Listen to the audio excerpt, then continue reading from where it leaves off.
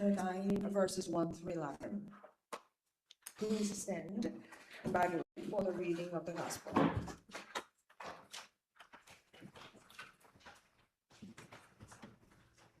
As he walked alone, he saw a man blind from birth. His disciples asked him, "Rabbi, who sinned, this man or his parents, that he was born blind?" Jesus answered, "Neither this man nor his parents sinned. He was born blind so that God's works might be revealed in him.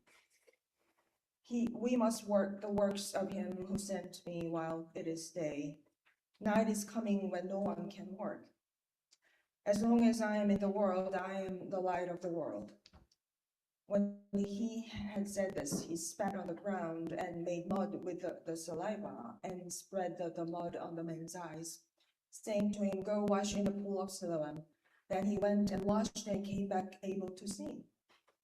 The neighbors and those who had seen him before as a beggar began to ask, "Is this not the man who used to sit and beg?"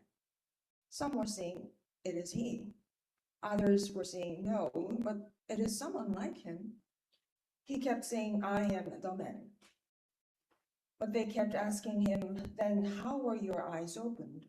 He answered, "The man called Jesus made mud, spread it on my eyes, and said to me, 'Go to Siloam and wash.'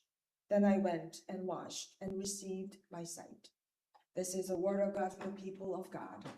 Thanks be to God. Please be seated.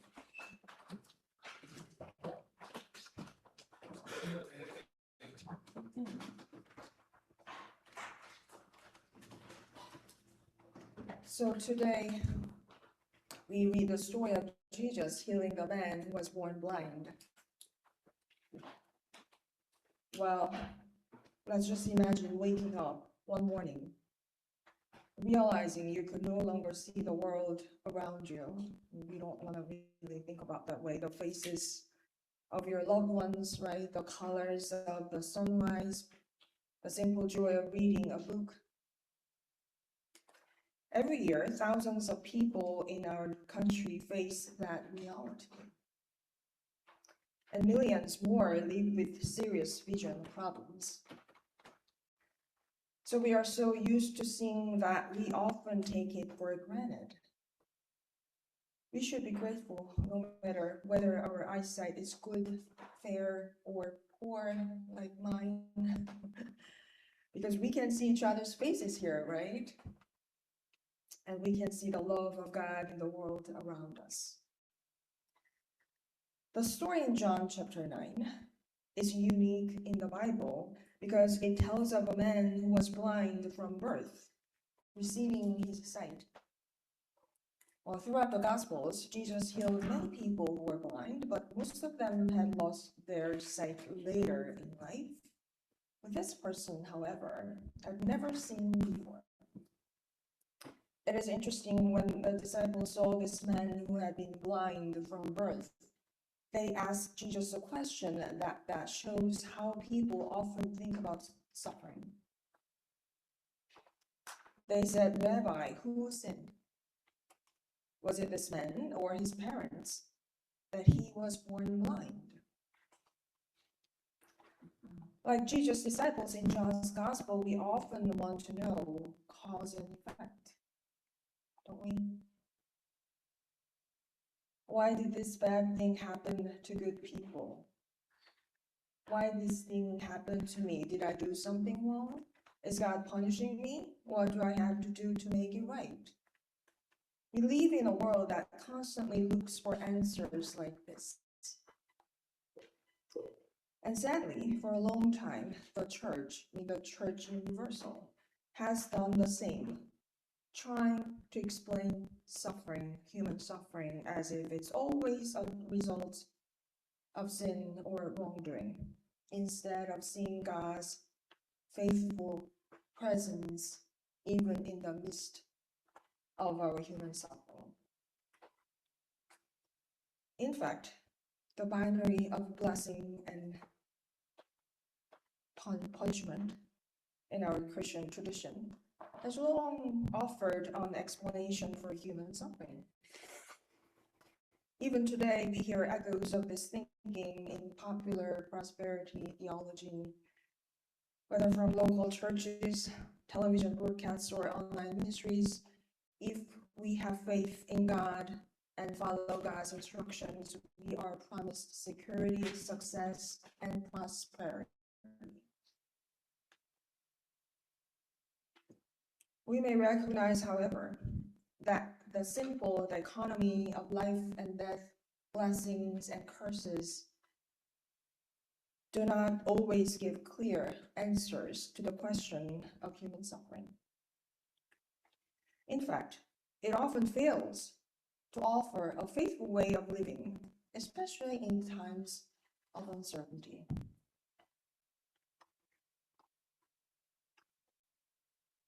Instead, we are invited to see human suffering through a different understanding of cause and effect, a perspective shaped not by punishment or reward, right, but by God's faithful presence in our lives. In today's story, Jesus moves the conversation from causality to purpose. He answered, "It was not because of his sins or his parents' sins that this happened. It happened so that the works of God might be revealed in him."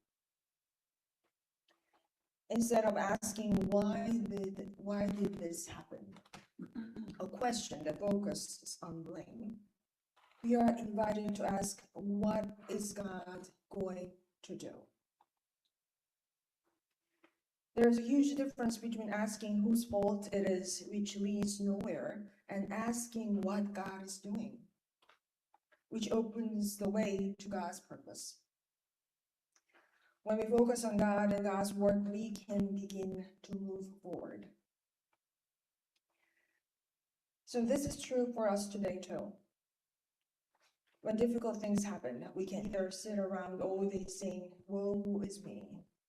Do you know who said that in the Old Testament? Prophet Isaiah. Woe is me. Or we can choose to move forward, trusting God's presence in our lives. As Romans chapter 8, verse 28 reminds us, we know that in all things God works for the good of those who love him, who have been called according to his purpose. So Jesus mixes mud, places it on the man's eyes, and sends him to wash in the pool. It's interesting, right? In doing so, Jesus heals the blind. God receives glory in ways we can hardly imagine. So this blind person faithfully listened to Jesus' word. Often, what God asks of us is simply to trust, listen, and to wait, and to watch patiently. This healing in John's gospel happened instantly, but we live in a world that believes in signs, yet struggles to believe in miracles. Do you believe in miracles?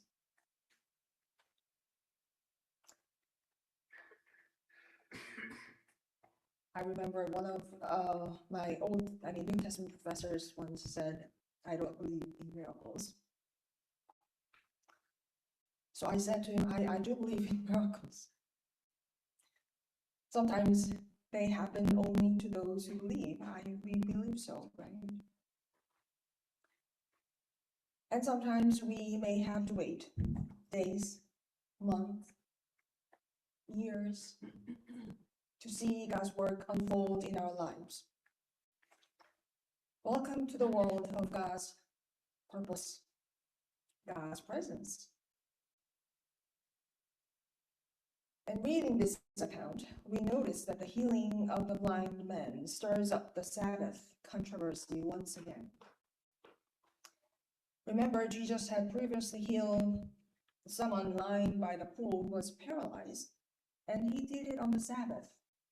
Now, here he does it again. So why does the Bible point out both times, several times that these healings happen on the Sabbath. It seems intentional. Jesus waited until the Sabbath to act, deliberately challenging the strict Sabbath traditions of the day. So here's the dilemma. By healing on the Sabbath, Jesus is breaking the law as the Pharisees understand it. They conclude that he must be a sinner, or perhaps even possessed by a demon. Yet, at the same time, they have to admit that no demon or sinner could heal blindness. So, in other words, when Jesus heals on the Sabbath, he puts people in a position where they must make a choice. Will they side with the laws as they interpret it, or will they recognize God's work in Jesus? And now, we see who is truly blind. The one who was born blind has received physical sight, and with it, a beginning of spiritual sight as well. His eyes, once unable to see the world around him, are opening not only to light and color, but also to the reality of God's presence and God's work. Over time, his vision will continue to grow clearer. His understanding of God, of Jesus, and of his own life will expand. So we can definitely see this later in the verses of this chapter. In contrast, the Pharisees, who claim to see, are becoming more and more blind. Their hearts are closed, their minds rigid, and their spiritual darkness deepens with every refusal to recognize God's work in front of them. They see the miracle, yet they cannot see the truth. They hear Jesus' words, yet they cannot hear the voice of God. Their blindness is not physical but spiritual, and it grows darker and darker the longer they resist God's light. Here, John makes it clear. Sight is not just about eyes, and about openness, humility, and willingness to see God's work in our midst. True vision comes when we see God at work, even when it challenges everything we thought we know. The people turned to the man who was blind and asked him, "What do you see? What do you say about him?" He answers, "Well, Jesus is a prophet." When he says prophet, he likely means that Jesus is someone sent by God, someone through whom God is acting. When the man's parents are brought in, they face a series of questions. Is this your son? Was he born blind? How can he now see? They answered truthfully at first. Yes, this is our son. Yes, he was born blind. But then they fall silent. They dare not say more. They're afraid to admit that Jesus might be the Messiah. To acknowledge Jesus as the Messiah could cost them their place in the synagogue, their standing in their community, and even their safety. So they stopped answering the questions. So for the second time, they called the person, the blind, the person who received sight, and say, "We know that this man Jesus is a sinner." But this former blind man, this former beggar, doesn't know much about Jesus. He doesn't know the theological debates or the arguments of the experts, and yet he responds with confidence, "I do not know whether Jesus is a sinner. One thing I do know is that though I was blind, now I see." He has something that Pharisees do not. and something they cannot argue against, a personal experience with Jesus. He has a relationship with Jesus, a first-hand encounter with God's power, and a testimony that cannot be disputed. I was blind, and now I can see. I pray that each of you may have such a personal testimony in your own life, a personal encounter with Jesus. The testimony of the man was of immense importance. His statement was real on two levels. He just truly was. And then he could now see the world around him. He told the people, here is an astonishing thing. You do not know where he comes from, but if this person, if this Jesus were not from God, he could do nothing. May each of you have a personal testimony such as this, a first-hand encounter with God. You don't even need a pastor to have a first-hand encounter with God. I mean, we are here to help each other. We definitely need each one's presence and support here, right? To see and experience God personally. The man who was blind spoke simply and honestly. You do not know where he comes from, and yet he opened my eyes. His words were real. At this point, this person is teaching the religious experts of Israel something real and life-changing. You cannot remain blind when you have seen who Jesus is in your life. You receive not only his physical sight, but true spiritual sight. I want you to see who is truly blind in this story. Jesus finds this man a second time in verses 35 and 41. Well, but in reality, it is the first time the man really sees Jesus. Remember, earlier Jesus had mixed mud, placed it on his eyes, and told him to wash in the pool of Siloam, right? The man came back able to see, but didn't see Jesus until now. And Jesus asked this man, do you believe in the Son of Man? The man responds, who is he? Please tell me so I can believe. Jesus then says, the one you are looking at, I am him. The man answers, Lord, I believe. And he worships him. He calls Jesus Lord. But earlier, when asked, he had said Jesus is a prophet. Now, after seeing Jesus face to face, he calls him Lord, the Son of Man.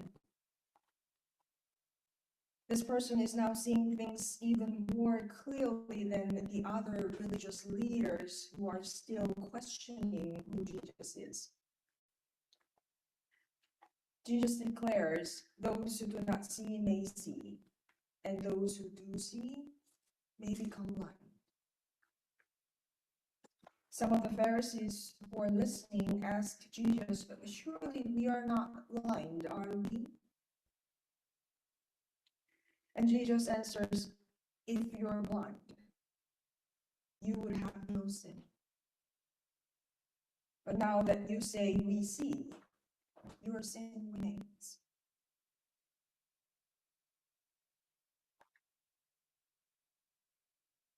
Here, Jesus completely upends their understanding of cause and effect.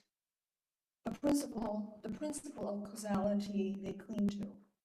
The idea that suffering or misfortune is always the result of something related to human wrongdoing does not apply in the way they think.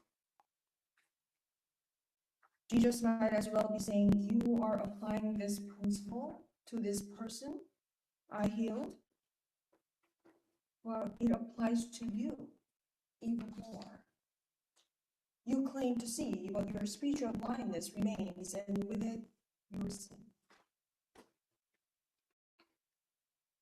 Jesus declares and completely changes our perception of human suffering and human sin. Your weaknesses are not the result of your wrongdoing or anyone else's. Instead, God uses our weakness, our vulnerability, and our limitations to draw us closer, to touch our hearts, minds, and bodies, and to reveal God's presence in our lives. So how is your vision today? Your spiritual sight? How is your faith? How is your worship? In this story, we see a deep connection between belief and worship. As we truly see Jesus and trust him, our hearts respond in worship. I pray that each of you experiences Jesus personally in your life. Let that experience move you to worship him and to boldly testify. I was blind and now I see. I didn't really have a personal relationship with God before, but now I do. Amen.